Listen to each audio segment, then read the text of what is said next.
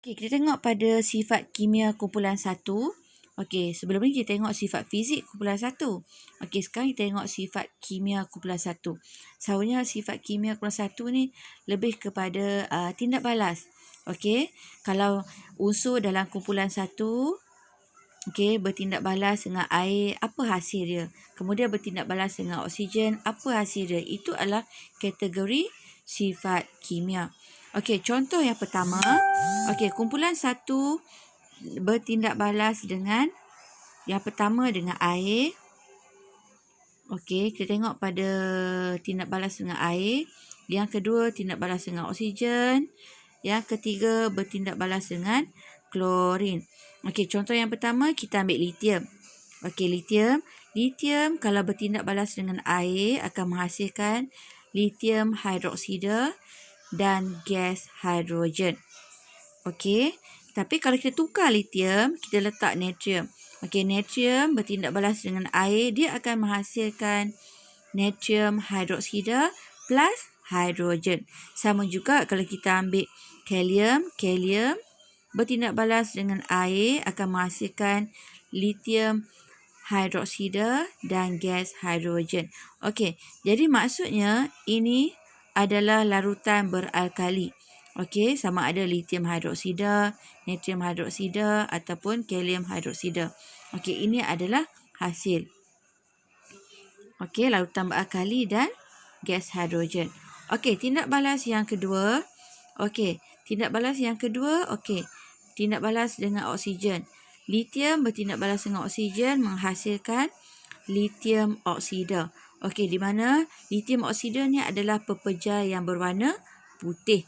Kalau kamu tukar lithium ni, lithium kamu tukar dengan natrium, dia akan jadi natrium bertindak balas dengan oksigen menghasilkan natrium oksida. Okey, jadi konsep dia sama. Okey, kemudian tindak balas dengan gas klorin. Okey, kalau kamu ambil natrium bertindak balas dengan gas klorin akan menghasilkan natrium klorida. Natrium klorida iaitu pepejal yang berwarna putih. Kalau kamu tukar, kamu tukar lithium bertindak balas dengan klorin. Okey, lithium bertindak balas dengan klorin akan menghasilkan lithium klorida iaitu masih lagi pepejal yang berwarna putih. Okey, jadi maksudnya hasil dia adalah sama. Tapi yang berbezanya adalah dari segi kereaktifan. Mana satu lebih reaktif? Okey, jadi kita nak tahu mana satu lebih reaktif. Unsur yang berada pada kedudukan yang lebih bawah, dia lebih reaktif. Jadi maksudnya kalau lithium bertindak balas dengan air, menghasilkan lithium hidroksida. Kemudian kalau natrium bertindak balas dengan air akan hasilkan natrium hidroksida. Yang berbezanya dari segi kereaktifan, maksudnya kecepatan dia bertindak balas. Okey, jadi kita tengok contoh lithium dengan kalium. Okey, lithium dan kalium, kalium lebih reaktif. Kenapa kalium lebih reaktif? Kita tengok pada susunan elektron. Okey, susunan elektron bagi lithium 21, kalium 2881. Ini ada 4 petala. Okey, ini ada 2 saja petala. Okey, tengok pada gambar rajah. Okey. Bila tindak balas berlaku yang melibatkan kumpulan 1 dia akan buang 1 elektron.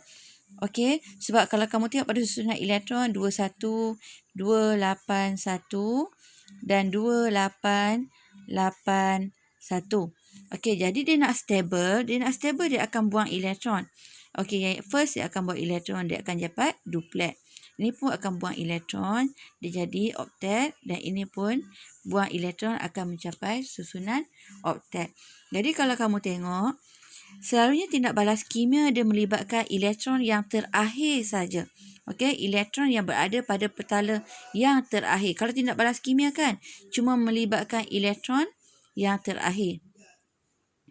Okey, jadi maksudnya kumpulan 1 ni dia akan buang elektron. Dia akan buang satu elektron. Sebab dia berada dalam kumpulan satu, jadi semua akan buang satu elektron.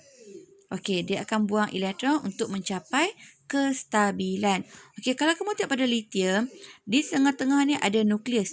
Okey, jadi tenaga, maksudnya di tengah-tengah ni ada nukleus. Dia ada satu tarikan daripada nukleus terhadap elektron yang berada pada petala yang terluar sekali. Maksudnya daya tarikan daripada nukleus ni yang pegang elektron terakhir ni. Okey, kalau kamu tengok jarak di antara nukleus, okey, nukleus dengan elektron terluar sekali adalah lebih dekat berbanding dengan Kalium. Kalau kamu tengok kalium, okey, di sini adalah nukleus. Okey, daya tarikan daripada nukleus ni yang pegang elektron terluar sekali. Dia akan pegang supaya sentiasa berada di dalam orbit. Okey, jadi maksudnya bila tarikan antara nukleus dalam kalium lebih jauh, jadi dia punya tarikan lebih lemah. Berbanding dengan litium, daya tarikan dia adalah lebih dekat. Jadi, dia punya tarikan lebih kuat, susah sikit dia nak lepaskan elektron keluar. Berbanding dengan kalium. Kalium, dia punya jarak lebih jauh, jadi dia punya tarikan lebih lemah.